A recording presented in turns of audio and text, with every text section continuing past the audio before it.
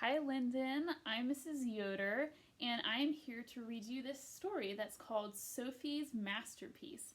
This story is written by Eileen Spinelli, and it's illustrated by Jane Dyer.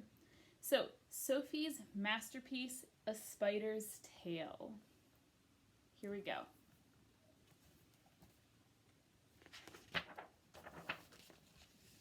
Sophie's Masterpiece.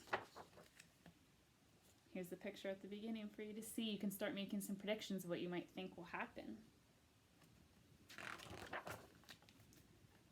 Okay, here we go. Sophie was no ordinary house spider. Sophie was an artist.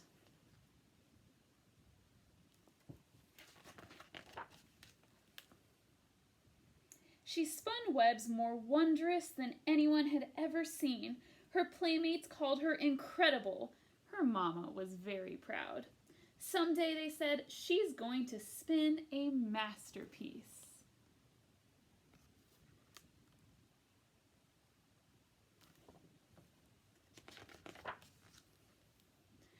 When Sophie arrived at that age when a young spider must strike out on her own, she moved to Beekman's boarding house.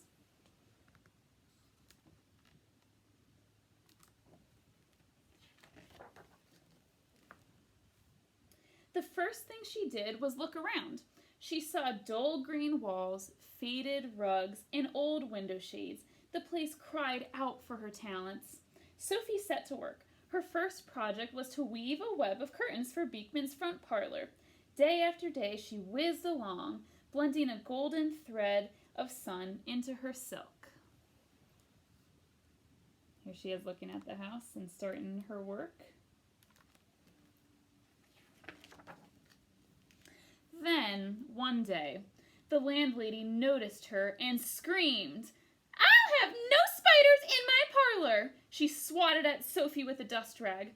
Sophie knew when she wasn't wanted. She scampered across the wall and up the stairs into the tugboat captain's closet.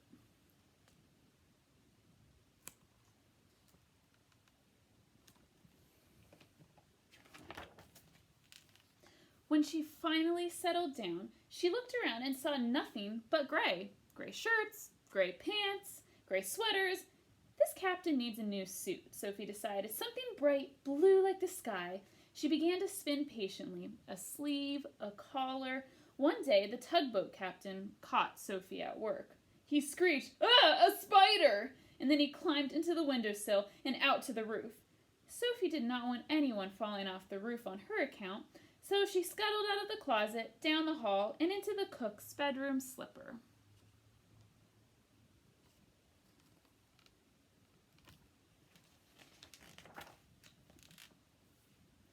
Cook's bedroom slippers were patched and dirty. "Ooh, I'll spin Cook a new pair," Sophie thought, "after I rest a bit." No sooner had Sophie snuggled into the toe than she was being flung on the floor. Was it an earthquake? No. It was Cook who had shaken Sophie out. "Yuck!" scowled Cook. "Look at that ugly, disgusting spider." Sophie's feelings were hurt. With great dignity, she journeyed across the rug, and under Cook's door, she made the long, long climb up the steep stairs to the third floor where a young woman lived. Wearily, Sophie slipped into the young woman's knitting basket, and she fell asleep.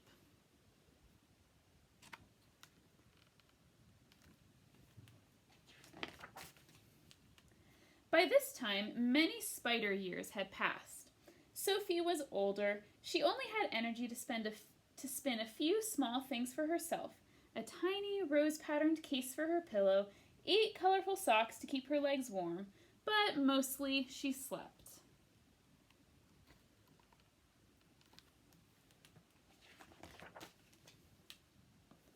Then one day, the young woman discovered Sophie. "Oh no," thought Sophie. She was close to tears. She knew she did not have any strength for any more journeys. But the young woman did not swat at Sophie with a dust rag. She did not climb on the roof. She did not say that Sophie was ugly. She simply smiled.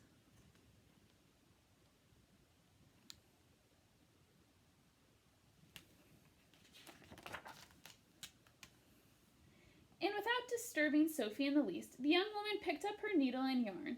Sophie watched as the young woman knitted, day after day. "Booties!" cried Sophie. The young woman was going to have a baby. And when those booties were finished, the young woman knitted a baby sweater. Then the yarn was all gone. "Never mind," the landlady told her. "There's an old brown quilt in the hall closet. Your baby can just use that." Sophie had seen that quilt. It was scratchy and drab, not fit for a baby, but the young woman did not have enough money to buy the yarn for a baby blanket.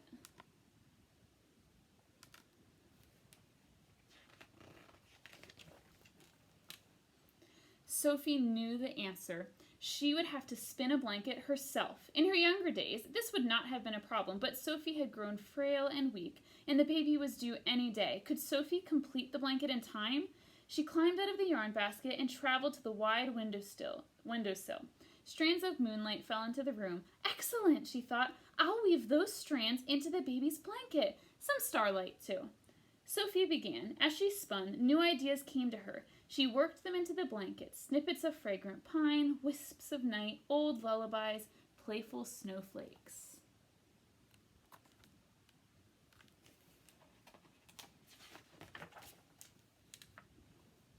Sophie spun without blinking, or eating, or sleeping. She was never more exhausted or more determined. On and on she spun.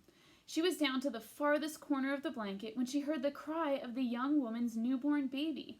And there on that farthest corner is where Sophie wove into the blanket her very own heart.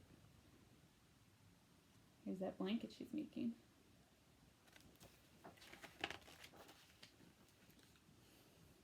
That night, as the young woman was about to cover her infant with the landlady's quilt, something on the windowsill caught her eye. It was a blanket, so soft, so beautiful, as to be fit for a prince. The young woman knew this was no ordinary blanket. She placed it with love and wonderment around her sleeping baby, and she went to sleep herself with her hand upon the little spider's last spinning. It was Sophie's masterpiece.